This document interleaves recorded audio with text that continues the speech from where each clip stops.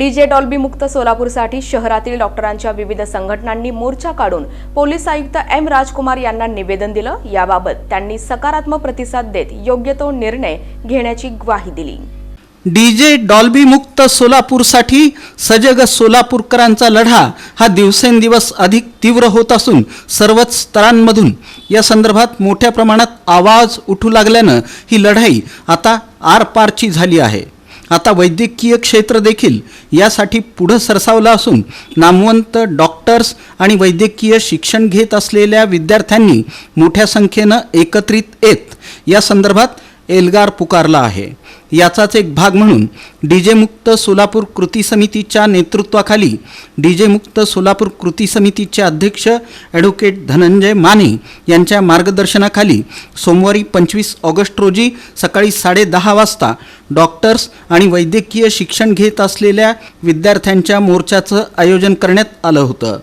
Officer क्लबपासून हा मोर्चा निघाला। असंख्य तज्ज्ञ डॉक्टरांचा यात सहभाग होता। इंडियन मेडिकल असोसिएशन, नीमा अर्थात national integrated medical association, hospital owners association, homeopathy association, Indian dental association, Indian association of physiotherapy यांच्यासह अन्य संघटनांचा यात सहभाग होता। विविध प्रकारच्या घोषवाक्यांची फलकं विद्यार्थ्यांनी हाती घेतली होती, ज्या माध्यमातून डीजे डॉल्बीला स्पष्टपणे विरोध दर्शवण्यात आला होता। दरम्यान पोलीस आयुक्तालयात चालत जाऊन पोलीस आयुक्त एम राजकुमार यांना शाश्वत डीजे बंदीसाठी महत्त्वपूर्ण निवेदन देण्यात आलं आणि सविस्तर चर्चा करण्यात आली। डीजे मुक्त सोलापूर कृती समितीच्या वतीनं या गणेशोत्सवापासूनच डीजे कायमचा बंद करावा यासाठी व्यापक लढा सुरू करण्यात आला असून या अंतर्गत सुरुवातीला ज्येष्ठ नागरिक संघानं मोर्चा काढला। नियमानं त्यांच्या सदस्यांची डीजे विरोधात स्वाक्षरी मोहीम सुरू केली, ज्या अंतर्गत आतापर्यंत 200हून अधिक डॉक्टरांनी स्वाक्षऱ्या केल्या आहेत। आता IMA संघटनेनंही या विरोधात आवाज उठवून डीजे आरोग्याला घातक असल्याची भूमिका मांडली। दरम्यान हॉस्पिटलमध्ये दाखल होणाऱ्या अत्यवस्थ रुग्ण आणि त्यांच्या नातेवाईकांना रस्त्यावरील डीजेचा त्रास असह्य होऊ लागला असून डीजेच्या त्रासातून सोलापूर शहर मुक्त व्हावं अशी महत्त्वपूर्ण आणि स्पष्ट मागणी यावेळी विविध संघटनांच्या पदाधिकाऱ्यांनी पोलीस आयुक्त एम राजकुमार यांच्याकडे केली आणि डीजे डॉल्बीचे आरोग्यावर होणारे एकूणच भयानक आणि घातक परिणाम याकडे त्यांचं लक्ष वेधलं। पोलीस आयुक्तांनी यावेळी चर्चा करताना या सर्वांना सकारात्मक प्रतिसाद दिला आणि निश्चितच या संदर्भात ठोस निर्णय घेण्याची ग्वाही दिली। याप्रसंगी अनेक तज्ज्ञ डॉक्टरांनी इन सोलापूर न्यूजशी बोलताना डीजे डॉल्बीचे तसंच लेझरचे गंभीर परिणाम स्पष्ट करताना सोलापूरकरांच्या आरोग्याची काळजी वाटते असं सांगून डीजे बंद झालाच पाहिजे अशी भूमिका मांडली।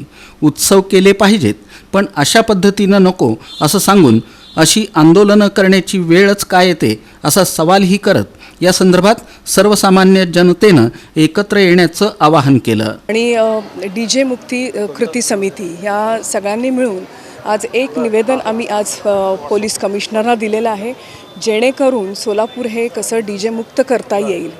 आज डीजेमुळे आणि फ्लड लाईट्स त्याच्यानंतर लेझर लाईट्स याचे अतिशय वाईट परिणाम खरं तर सर्वसामान्य जनतेला भोगावे लागतात। याशिवाय हॉस्पिटल्स आणि रुग्णांनाही ह्या गोष्टींचा प्रचंड त्रास होतो।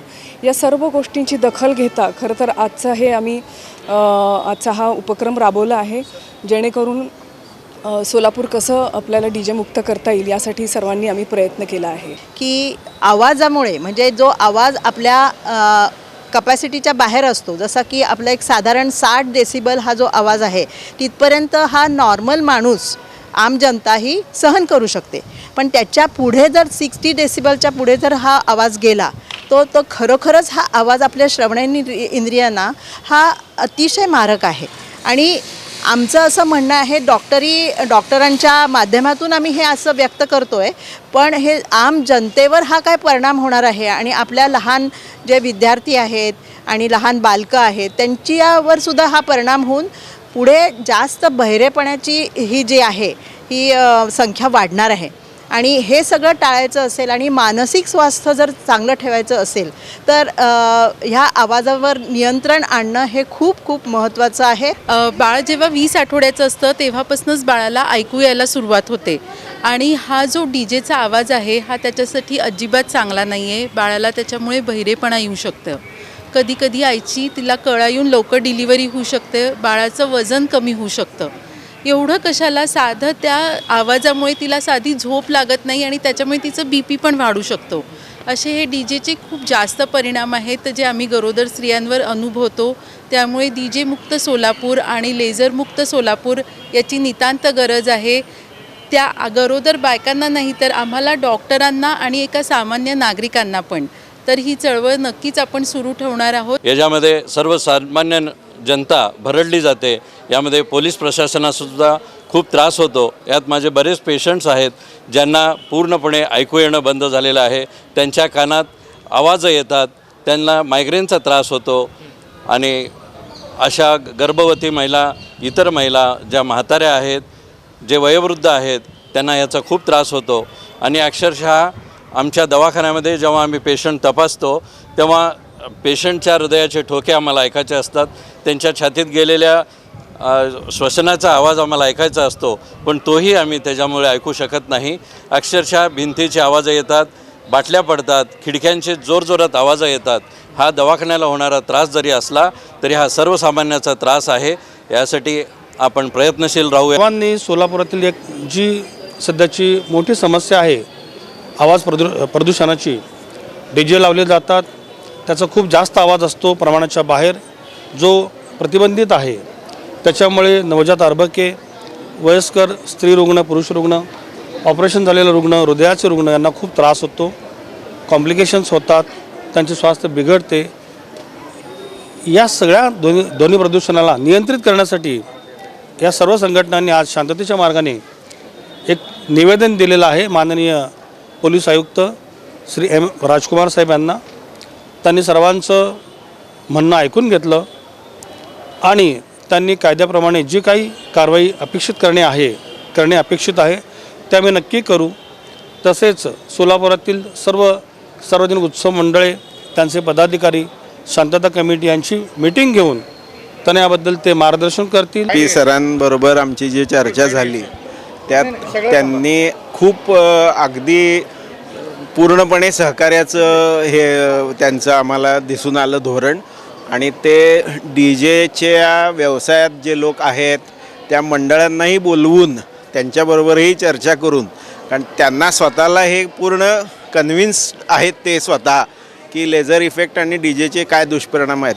त्यामुळं वकील आणि म्हणजे हे जे काही चाललं आहे ते कुणाच्या विरुद्ध नाहीच आहे. उत्सव साजरे केलेच पाहिजेत, परंतु त्याला एक हिडीस वृत्त किंवा अशा पद्धतीने किंवा ज्याला लोकांना त्रास होईल अशा पद्धतीने ते झाले नाही पाहिजे. आता तुम्ही म्हणाल की आरोग्याची काळजी आणि हा DJला विरोध हा कसा काय प्रकार, तर ही फार मोठी ही शृंखला आहे की साऊंड पॉल्युशनमुळं बरेचसे आजार, गंभीर आजार निर्माण होत आहेत आणि बऱ्याच व्यक्तींना कायमचा बहिरेपण आलेला आहे. बऱ्याच लोकांना इतर काही हेल्थ इश्यूज मोठ्या झालेल्या आहेत. कार्डियक किंवा हार्टचे अटॅक्सचा प्रादुर्भाव या लोकांमुळे जास्त झालेला आहे. आणि हे सगळं करत असताना एक ही अशा प्रकारची DJची जी मिरवणूक असते ही एक फार मोठं प्रशासकीय कामावर पण फार मोठं एक त्याचं बर्डन असतं. तसंच आरोग्यावर सगळ्यात महत्त्वाचं प्रशासकीय कामं आपण करू, पण आरोग्यावरची जी आपण त्याचे परिणाम गंभीर आपल्याला भोगतोय आपण, ह्याला कुठेतरी आळा बसला पाहिजे.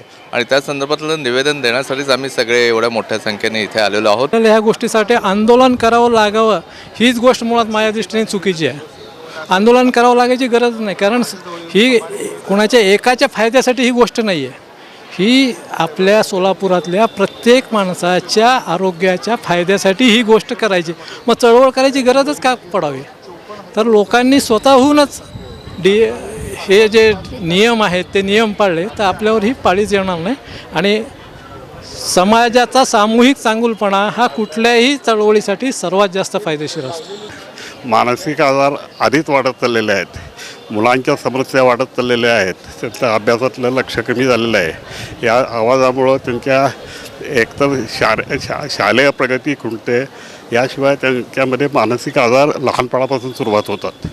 याच्यात किरकिडेपणा होणं, काहींना उदासपणा होणं, काहींना शाळेत न जाणं वाटणं, घरी किरकिरपणा करणं, तोडफोड करणं आणि लहानपणाचं हे जाऊन पुढे जेव्हा की मुलं त्यांचं व्यक्तिमत्व बदलू शकतं, त्यांना पुढं मोठे मोठे मानसिक आजार देखील होऊ शकतात. दरम्यान उत्सवातील विकृतीकरणाला निश्चितच विरोध असून उत्सवात पारंपरिक वाद्ये हवीत असं प्रसिद्ध शिवचरित्रकार शिवव्याख्याते डॉक्टर शिवरत्न शेटे यांनी या संदर्भात बोलताना म्हटलं. सोलापुरातील ही लोकसहभागातील चळवळ डीजे मुक्तीला निश्चितच कारणीभूत ठरेल आणि महाराष्ट्राचं नेतृत्व सोलापूर करेल असा विश्वास व्यक्त करताना त्यांनी राजकारण्यांना या पार्श्वभूमीवर निर्णायक इशाराही दिला. उत्सवामधलं विकृतीकरणाला विरोध आहे. महापुरुषांच्या जयंती त्या थाटात झाल्या पाहिजेत, मिरवणुका निघाल्या पाहिजेत, वाद्यांना विरोध नाही आहे, पण वाद्य ही पारंपरिक असली पाहिजे. ढोल ताशा, झांज पथक, लेझिम पथक यातला जो रुबाब आहे, तर महापुरुषांच्या विचाराचं आचरण कार्यकर्ते ही सगळ्यात महत्त्वाची गरज आहे. आज डीजेमुळं ज्या पद्धतीचे दुष्परिणाम आहेत, लोकांना कायमस्वरूपी बहिरेपणा येतोय. पंढरपुरामध्ये 4 दिवसापूर्वी नाकातोंडातनं रक्त पडून माणूस मेला. अनेक डीजे मंडळाचे कार्यकर्ते कायमचे ठार बहिरे झाले आणि माता भगिनींना, गर्भवती असतील, सामान्य वृद्ध नागरिक असतील, हॉस्पिटल्स असतील, शाळा असतील, महाभयंकर त्रास आहे.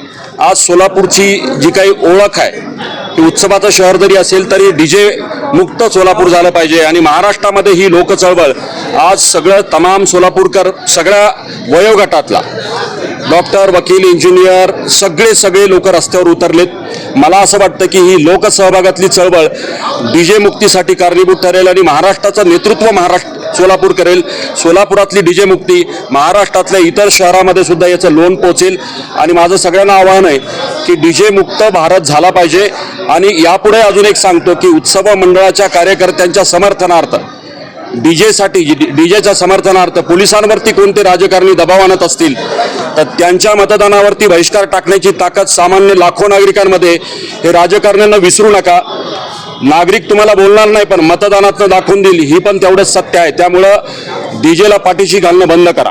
यावेळी वैद्यकीय शिक्षण घेणाऱ्या विद्यार्थ्यांनीही डीजे डॉल्बी मुक्त सोलापूरची मोठी गरज असल्याचं सांगताना यामुळं रुग्णांचे, विशेषतः बालकांचे होणारे गंभीर हाल याकडे लक्ष वेधले. तो डीजे के वजह से बेसिकली हर एक इंसान को प्रॉब्लम होता. जैसे कि स्टूडेंट लाइफ में अगर देखें तो लैक ऑफ कंसंट्रेशन होता, क्योंकि आवाज़ के वजह से जो है हमें फोकस नहीं कर पाते. और फिर हॉस्पिटल्स के नज़दीक अगर डीजे रहा तो जो नियोनेट पेशेंट्स रहते हैं, जैसे ग्लास बॉक्स में वगैरह रहते, तो ये साउंड की हाई फ्रीक्वेंसी की वजह से जो है ग्लास वाइब्रेट वगैरह होता है, जिसकी वजह से जो नियोनेट पेशेंट्स रहते उनके ऊपर ये असर होता. और फिर जो रेजिडेंट्स रहते वो एरिया के, तो उन्हें भी स्लीपलेसनेस वगैरह होती. और अगर बीपी पेशेंट्स वगैरह रहे तो फिर उनका बीपी वगैरह हाई होता. ओल्ड एज पेशेंट्स जो रहते जो बहुत ज़्यादा सेंसिटिव रहते हैं साउंड को लेकर, तो उनको बहुत ज़्यादा इरिटेशन वगैरह होता है. इसलिए डीजे मुक्त सोलापूर होना चाहिए. हे पेशंट असे असतात की ज्यांना लहानपणापासूनच पॅरालिसिस झालेला असतो आणि त्यांना फिट्स येतात, म्हणजे 7 वर्षाचे सुद्धा असतात.